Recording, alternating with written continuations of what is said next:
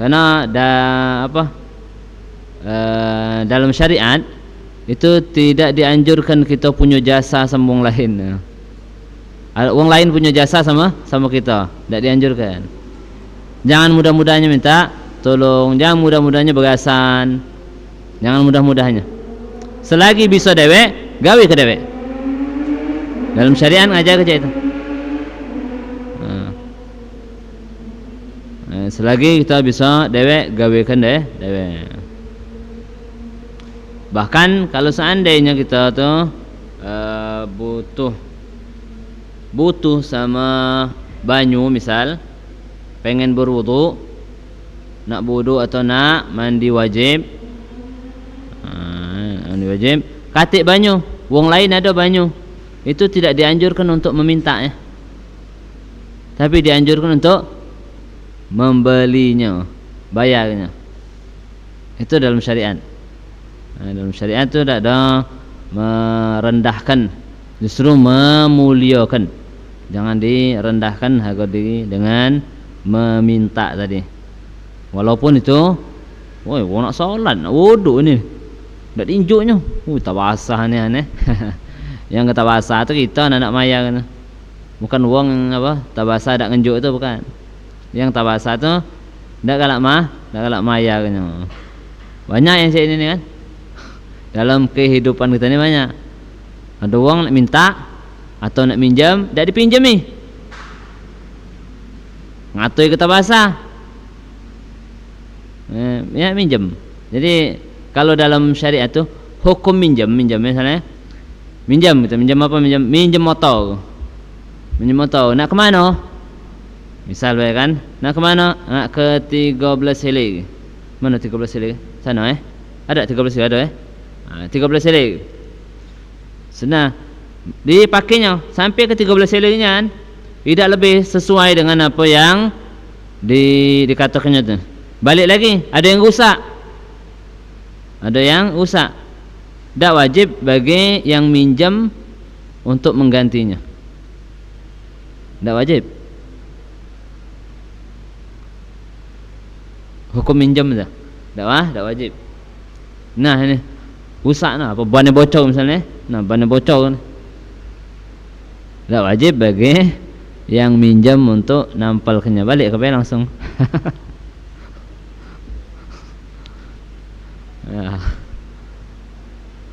Kira-kira kalau macam ini kan hukum syariat itu kan. Wajar tak kalau orang nak minjami, kalau memang dia nyalankan ya nung itu tadi. Ada tak minjami. Jadi jangan nyalakan yang wong tak minjami. Tabasa ni kan. Bocor cuma sekali tu. Misal kan. Ngenti dah.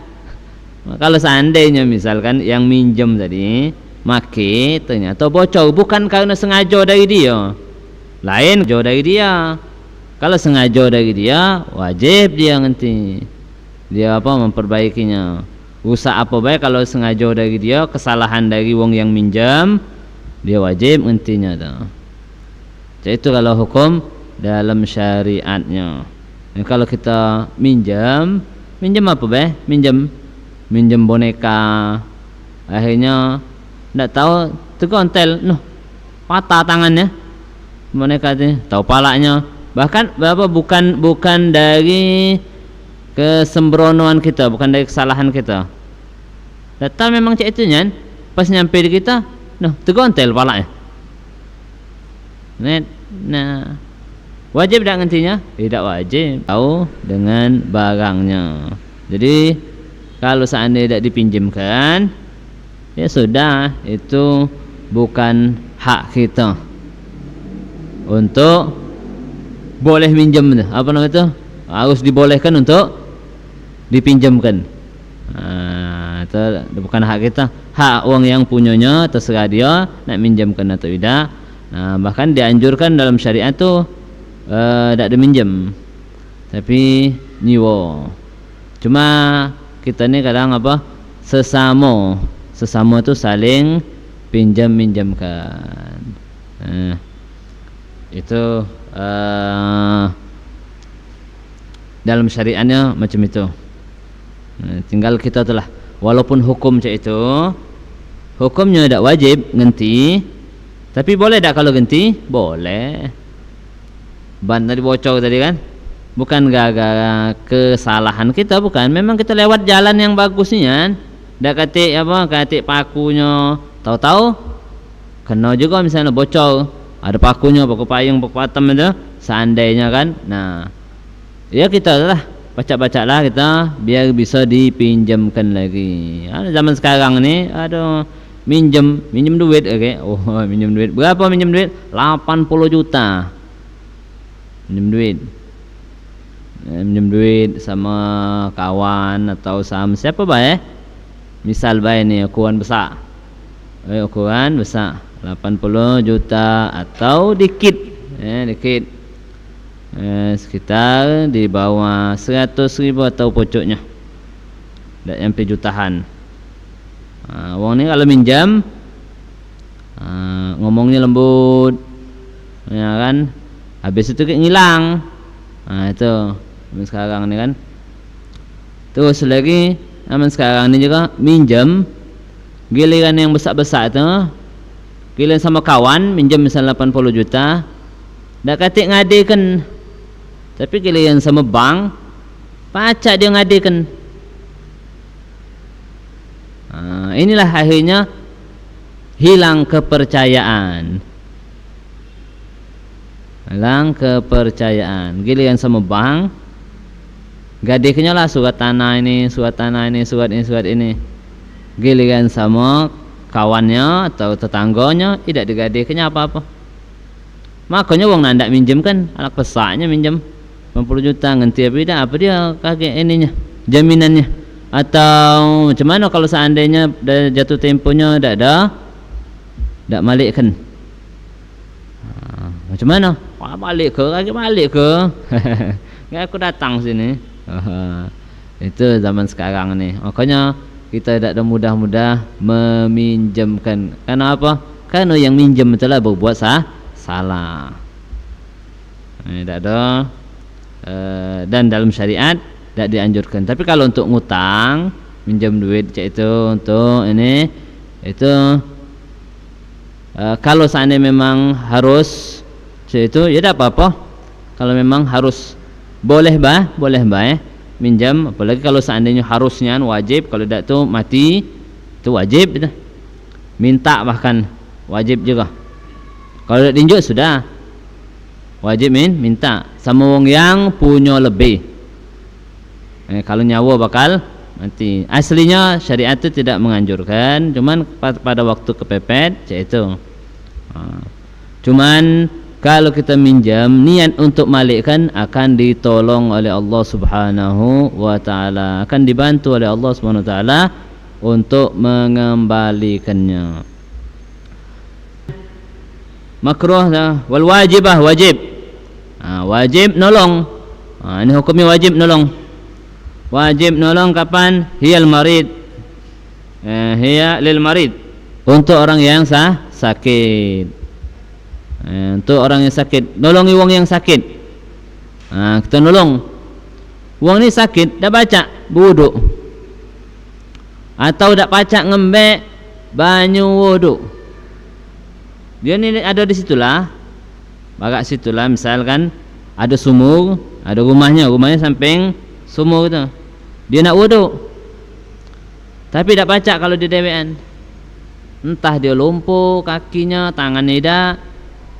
Kalau dia ngembek dewek dah pacak, doang tolong, wajib dia nolongi untuk berwuduknya tadi.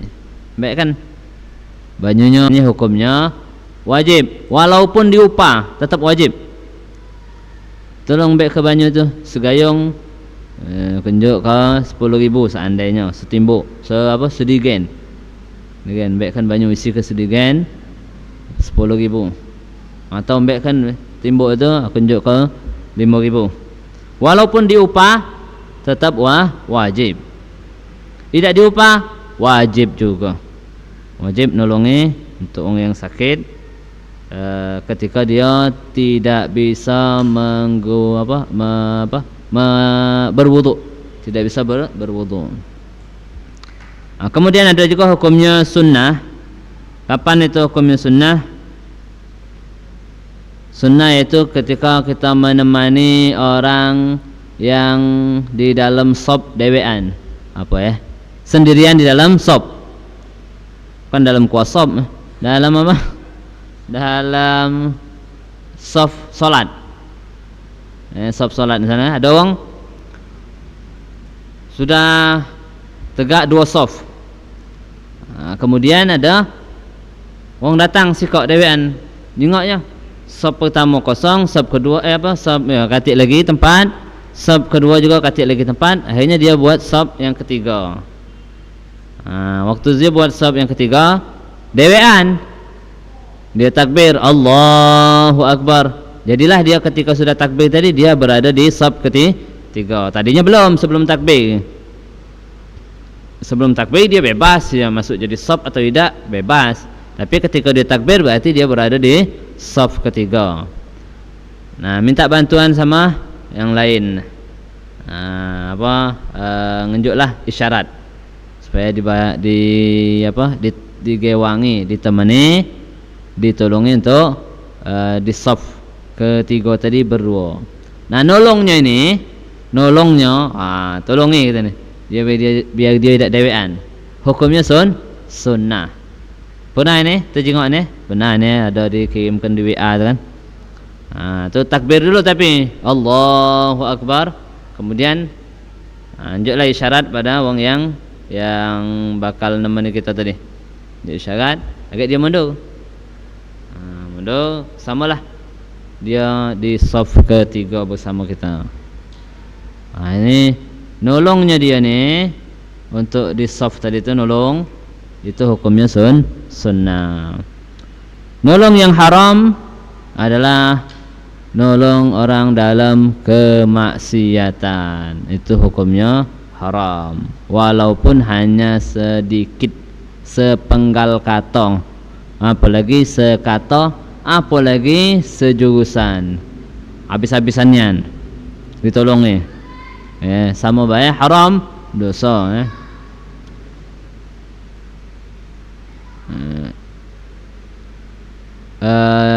Nolong sepenggal kata, membantu orang dalam kemaksiatan sepenggal kata. Seandainya misalkan ada orang nak ada orang berkelahi sampai nak berbunuhan, yang kita ni dari jauh lanjak kelah, kan? Lanjak kelah, itu lanjak kelah tu maksudnya bunuh lah, maksud kan? Ada lagi jak kelah, apa dia jak kelah tu katik kan? Tapi sepotong itu kan? Tapi maksudnya adalah lanjak kelah, sama juga ni. Dapat dosa munuh juga. Ngomongnya itu dapat dosa munuh juga. Haram juga, haram. Dapat dosa membunuh juga. Cuma tidak dikisos wae. Yang munuh dikisos. Dosanya sama dosa. Nah, itu yang sepenggal kata, ataupun yang memang sekatanya atau habis-habisannya nolongnya dari awal sampai habis munuh, itu sama baik menolongnya, sama hukumnya haram. Menolong orang dalam kemaksiatan itu hukumnya haram. Dah kata dah kelamaan. Misal baik, misalkan kalau seandainya rokok itu hukumnya haram. Nolong wong beli ke rokok itu haram juga. Beli ke rokok itu haram juga. Kalau seandainya misal ada tukang, jangan beli ke rokok, jangan juga duit untuk rokok. Pokoknya duit best sudah. Nah, ini belakang. Segala nak beli makanan, nak beli apa segala. Apalagi kalau bulan Ramadan. Jadi tukangnya minta apa? Minta hidup ke rokok. Kau mana korek atik ni? Ada situ. Ada kompor gas. Sana, tolong hidup ke? Haram ni. Nolongnya hukumnya haram. Jelas ini kalau ini haram. Kenapa? Karena nolong dia tak puasa. Bukan masalah rokoknya saja. Kalau rokoknya tadi ada perbedaan pendapat. Kalau seandainya mengatakan haram, berarti hukum nolongnya itu haram juga. Jadi haramain aja. Duit kok haram nolong ngoko haram nulung dak puasa. Itu hukum menolong. Faslun al-amwal allati talzam fiha zakah wallahu taala alam bisawab, atau tentang yang wajib dizakati insyaallah akan dijelaskan pada pertemuan akan datang.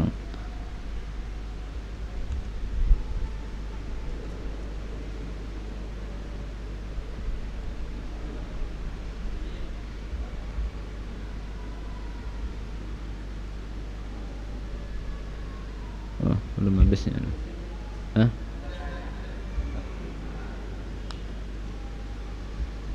Boleh lah, antuk-antuk macam nanya juga tu. Bismillahirrahmanirrahim. Baik, terima kasih Bib, izin bertanya. Jadi kan ini dari pernah dalam keadaan yang dialaminan, yang dimana ketika kita sholat sendirian nih misalnya, padahal itu sholat sunnah nih. Nah tiba-tiba ada orang yang datang buat nepuk kita, buat ikuti jadi makmum kita gitu, jamaah. Nah mereka tuh bagaimana hukumnya Bib? Mungkin itu saja. Yang imamnya apa yang makmumnya? Yang makmumnya. Yang makmumnya. Ada lagi? Tadi belakang nanya.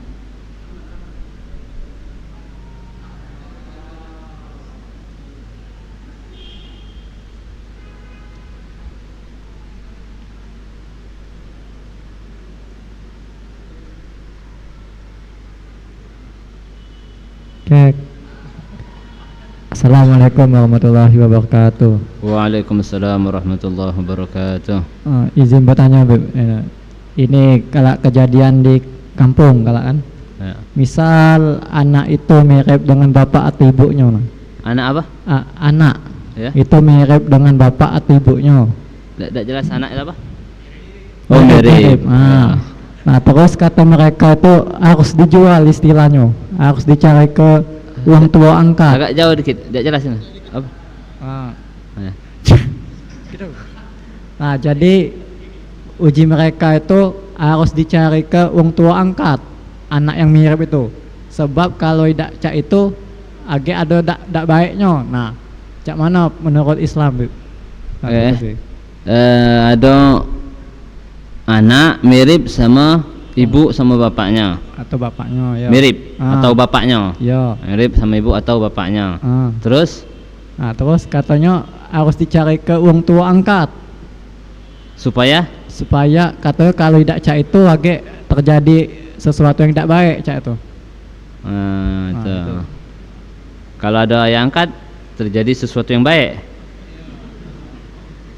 Ya. Kepercayaan Saya- uang itu. ya. Apa di antaranya? Pernah ditanya detail apa yang tidak baiknya itu maksudnya? Nah, mungkin apa anaknya tuh dengan uang tuanya tuh apa bebala apa cak mano cak itu. Iya cak itu. Cuman mirip apanya maksudnya? Ya mirip rai cak itu. Mirip Apa wajah baca? misal. Gara-gara mirip bebala orang tua tu. Nah, itulah Bu, ngapo cak itu kan ujiku kan kepercayaan mano tuh, apa adat mano tuh. Yang pertama tadi, solat tadi. Masalah ni, kalau seandainya ada wong yang solat, kita tak tahu ini wong ini solat ni entah solat wajib atau solat sunnah atau apa solatnya. Yang jelas kita tahu solatnya, pokoknya dia solat. Kemudian ada wong di belakangnya melok berjamaah.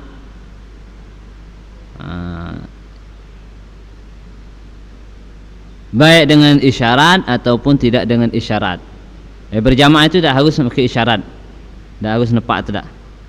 Masuk baik, niat jadi makmum, selesai sudah. Sudah berjamaah. Untuk makmumnya berjamaah, untuk imamnya dah. Imamnya niat juga berjamaah. Pada saat si makmum sudah takbir, niat juga berjamaah. Kemudian kalau seandainya ternyata solatnya berbeda, makmum solat wajib, imam solat sunnah, ya kan, pasti cak itu kan, tak mungkin makmum solat sunnah kan, mungkin tak mungkin kan, makmum solat sunnah. Mungkin tak terawih, tidak juga. Kan? Misal baik kan itu kan, makmum solat yang seringnya makmum solat wajib. Apabila berbeda, ternyata berbeda solatnya, maka sah berjamaahnya, namun tidak ada pahala berjamaah. Itu bahaya jemaah. Imam sah, makmum juga sah. Karena dalam syarat berjamaah itu harus sama bentuknya solatnya. Sama bentuk. Bukan sama nama, sama bentuk. Artinya bentuknya, kalau kita cek ni, salat jenazah sama tak bentuknya? Itu. Tak boleh berjamaah dengan solat jenazah. Solat gerhana matahari atau solat gerhana sama tak bentuknya dengan solat subuh? Itu yang cara yang bagusnya itu adalah yang apa, ada 3 cara kan? Yang cara yang lain dari yang lain itu. Yang di situ dalam satu rakaat ada 2 kali rukuk. Yang solat gerhana yang cak ini itu tak boleh solat subuh berjamaah dengan solat gerhana cak ini. Tak sah dia. Bukan lagi tak dapat fadilat, bukan, tak sah. Tapi kalau bentuknya sama, solat Id, solat duha berjamaah dengan solat subuh atau berjamaah dengan solat zuhur atau asar, tak apa-apa, boleh. Solat tarawih berjamaah di belakangnya solat isya, bentuknya sama. Artinya habis rukuk i'tidal, habis i'tidal sujud, tidak ada rukuk lagi. Itu boleh. Tapi kalau seandainya beda bentuknya, tak boleh. Wong solat Jumat kita solat zuhur. Wong solat Jumat kita solat zuhur, boleh tak berjamaahnya? Boleh. Boleh. Kalau terjadi itu tuh ya, kalau terjadi. Kalau terjadi. Cak ini jadian kita telat. Dapatnya kapan? Pas tahiyat akhir. Pas tahiyat akhir. Sudah solat kita, solat apa? Solat Jumat. Ada sama Jumatannya berjamaah. Tapi solatnya solat zuhur. Boleh. Boleh. Yang cak itu bukannya misalnya wong solat apa imam takbir Allahu akbar solat Jumat, kita takbir solat zuhur, bukan cak itu kan. Tak boleh kita solat zuhur kalau ada solat Jumat. Solat Jumat. Kalau perempuan boleh, kalau perempuan dia solat zuhur, boleh dia solat zuhur, boleh dia solat Jumat. Dia milih solat zuhur berjamaah dengan solat Jumat bisa. boleh. Perempuan wajib tak solat zuhur, solat Jumat? Tak wajib. Berarti dia boleh solat zuhur, ya kan? Dia nak solat zuhur misal bahan. Solat Jumat lah sekalian nak solat zuhur dia seandainya. Kemudian yang kedua tadi, masalah tadi wallahu alam itu itu juga baru nemuin juga. Cuma yang kita tahu tuh ini, kalau wong tuanya sama-sama bisu, itu jangan diparakkan nginan nak mana nak mengutarakannya tuh, tak tahu deh. Karena apa? Karena tak ada biasa dicontohkan, digambarkan, praktekkan depan dia atau diajarkan depan dia. Kalau sekarang ini budak kecil, warna abang tak tahu. 17 Agustus ada tolak abang lagi. Apa dia tolak abang? Ini tolak abang. Oh, tolak merah dia nyebutnya. Ya karena apa? Di sini nyebutnya merah. Di sekolahan sama lah juga. Sekolahan tu didik dari HP juga warna merah. Tak ngerti warna abang. Tak ngerti dia. Tak tahu akhirnya. Padahal kan bahasa Palembang kan abang itu kan. Merah itu kan. Merah itu bahasa Indonesia. Itu yang takutnya saya itu biasanya Kalau kan budak kecil itu kan diajari kan dari kecil itu kan Allah, Allah, tuh. Abah, Abah, pertama kali baca nyebut Abah, Abah kan diajari. Ada yang ngajari ayah, ada yang ngajari papa, ada ya macam-macam. Pertama kali kayak dia, itu yang dia ditonton, itulah yang dia baca. Macam itu. Kalau wallahu alam, kalau mirip-mirip tadi, kalau dalam syariat setahu kita itu tidak ada harus nyari ayah angkat. Ayah angkat juga dalam syariat dak kate. Ayah angkat kate. Ayah ya ayah. Siapa ayah itu? Laki-laki yang sebabnya kita lahir, kita lahir. Ibu perempuan yang melahirkan kita. Ibu tiri dak kate juga. Kate ibu tiri itu. Ayah tiri kate. Yang ada tuh istri bapak. Itu istri bapak itu. Istri bapak. Kita tak panggil ibu juga tak apa-apa tuh. Bukan ibu kita kan. Seandainya misalkan, istri punya ibu tiri, apakah itu mertua? Ibu tirinya istri, mertua suaminya bukan? Hah? Bukan. Sehingga kalau seandainya salaman, sentuhan, batal tak wuduknya? Batal, karena bukan mertua. Maka ada arti dalam dalam syariat tu ibu tiri itu kata. Yang ada tu istri bapak, bapak tiri kata. Itu ada suami ibu. Suami ibu itu. Anaknya, anak yang hasil dari sama ibunya, itu namanya saudara seibu.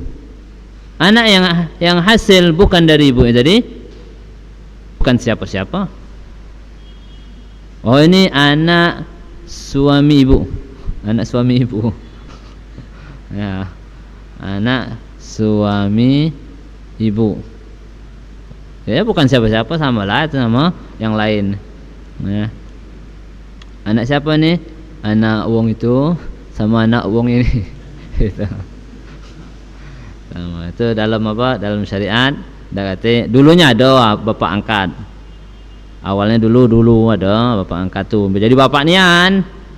Yang ngasuhnya itu jadi bapak nian. Akhirnya dihapus dalam syariat.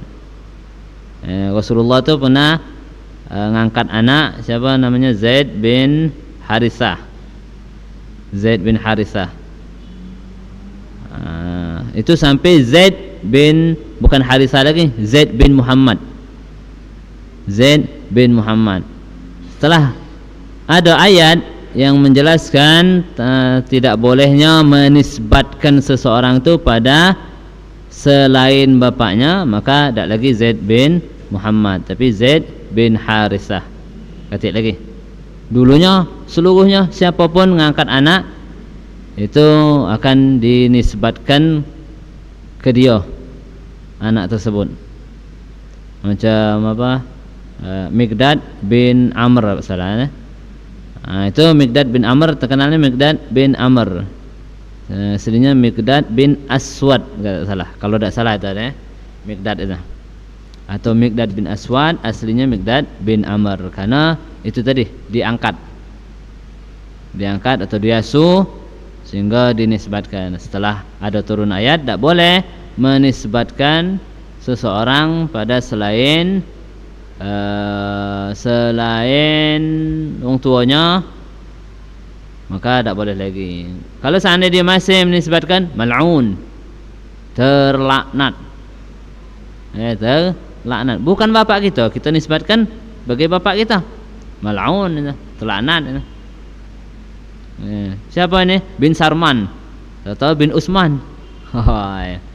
Misal baik kan, ngaku-ngaku jadi turunan kerajaan.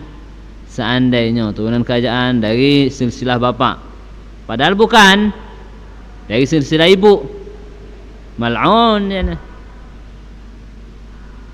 Atau kan dirinya Raden, padahal yang Raden dia kan Raden Padahal bapaknya bukan Raden, ibunya yang keturunan Raden. Apa Nyimas ya? Nyimas. Ibunya yang Nyimas. Tapi dia dikiranya dia Raden. Tidak boleh. Akhirnya diturunkan apa? Disebutlah nama bukan bapaknya tuh, yang Raden juga. Mal'un, terlaknat, jauh dari rahmat Allah Subhanahu wa taala. Itu ya, kalau hukum syariatnya, dalam syariatnya tidak ada ya. Dak kata bapak angkat juga dak kah? Dak kata. Makan. Ada lagi? Saja. Assalamualaikum warahmatullahi wabarakatuh, Habib. Waalaikumsalam warahmatullahi wabarakatuh. Afwan mau tanya, yang pertama yang tadi mengenai menolong yang 4 hukum tadi, Bib. Yang mengenai hukum yang wajib. Nah, yang wajib itu apakah ada skala prioritasnya, Bib? Contoh misalnya kita bantu